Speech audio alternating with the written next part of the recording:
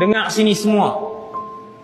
Kamu akan ikut cara hidup bukan Islam, sejengkal demi sejengkal, sehasta demi sehasta.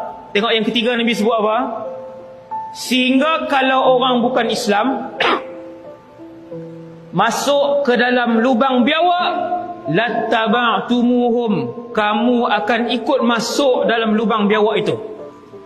Sahabat tanya, ya Rasulullah, al-Yahudu wan Nasara, adakah nanti umat Islam akan ikut cara hidup, cara berfikir, cara makan, cara minum, cara berhibur, cara berpakaian, cara duduk, cara berjalan, cara hidup bukan Islam, itu adalah Yahudi dan Nasrani?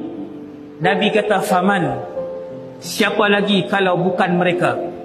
Mereka berpakaian, orang Islam nanti akan berpakaian, tetapi pakaian mereka pakaian Yahudi dan Nasrani.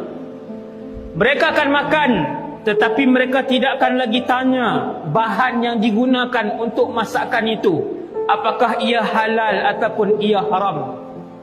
Mereka akan hidup, tetapi mereka tak tanya kehidupan mereka adakah mengikut sunnah Rasulullah ataupun mengikut cara hidup barat.